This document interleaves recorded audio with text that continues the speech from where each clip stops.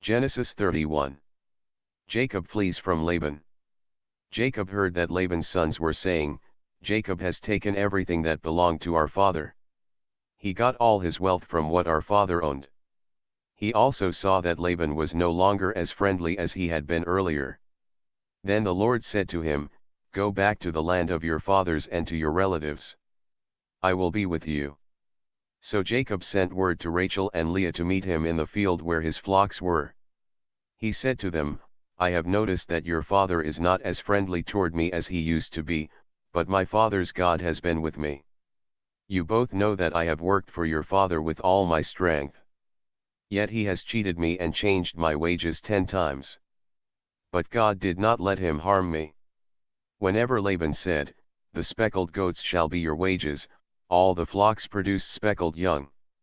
When he said, "The striped goats shall be your wages," all the flocks produced striped young.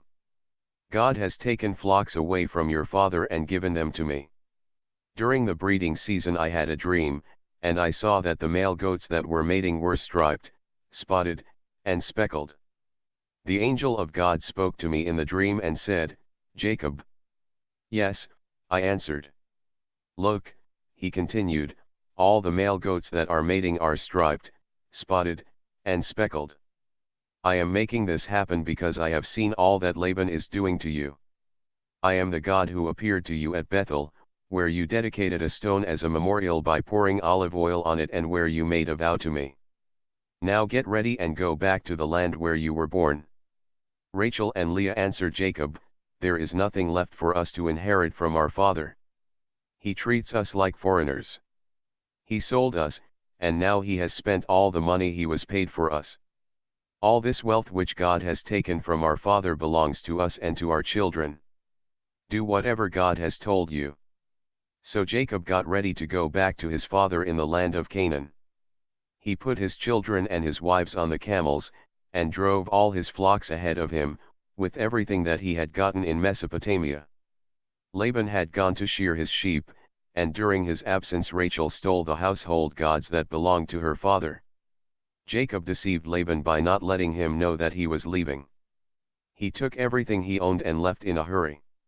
He crossed the Euphrates River and started for the hill country of Gilead. Laban pursues Jacob.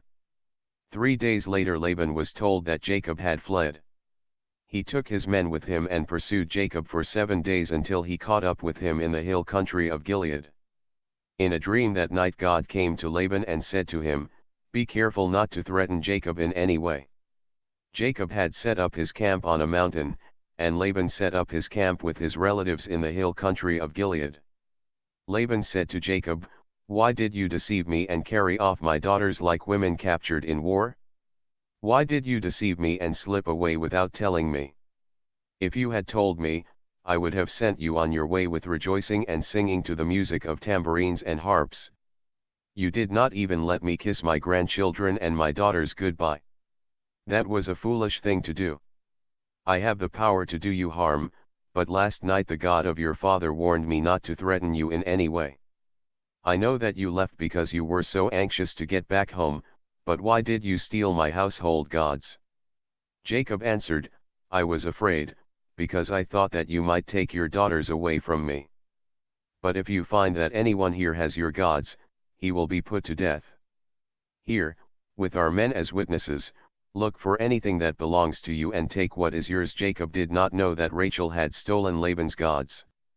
Laban went and searched Jacob's tent, then he went into Leah's tent, and the tent of the 2 slave women, but he did not find his gods. Then he went into Rachel's tent. Rachel had taken the household gods and put them in a camel's saddlebag and was sitting on them. Laban searched through the whole tent, but did not find them. Rachel said to her father, "Do not be angry with me, sir, but I am not able to stand up in your presence, I am having my monthly period." Laban searched but did not find his household gods. Then Jacob lost his temper. "What crime have I committed?" he asked angrily.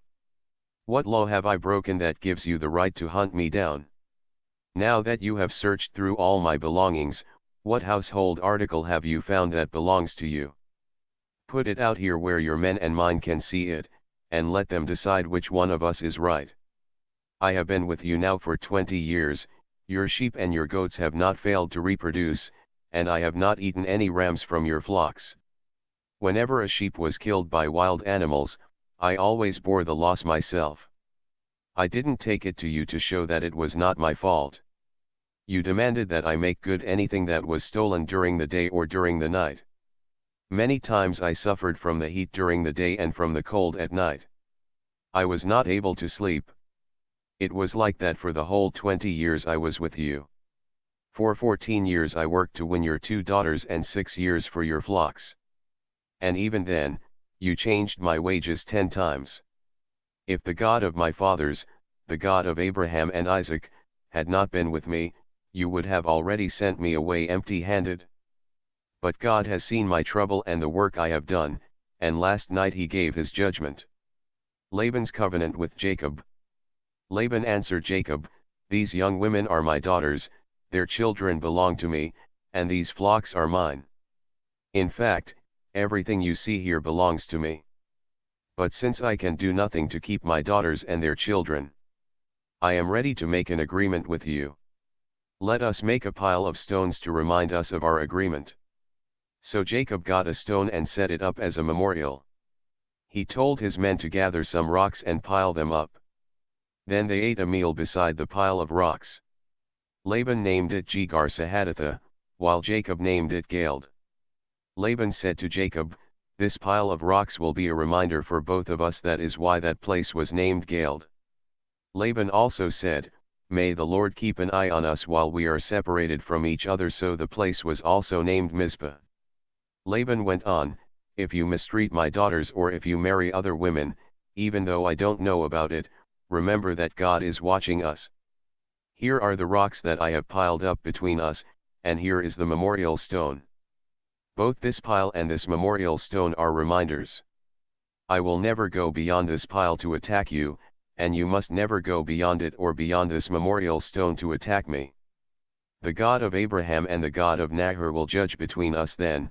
In the name of the God whom his father Isaac worshipped, Jacob solemnly vowed to keep this promise. He killed an animal, which he offered as a sacrifice on the mountain, and he invited his men to the meal. After they had eaten, they spent the night on the mountain. Early the next morning Laban kissed his grandchildren and his daughters goodbye, and left to go back home.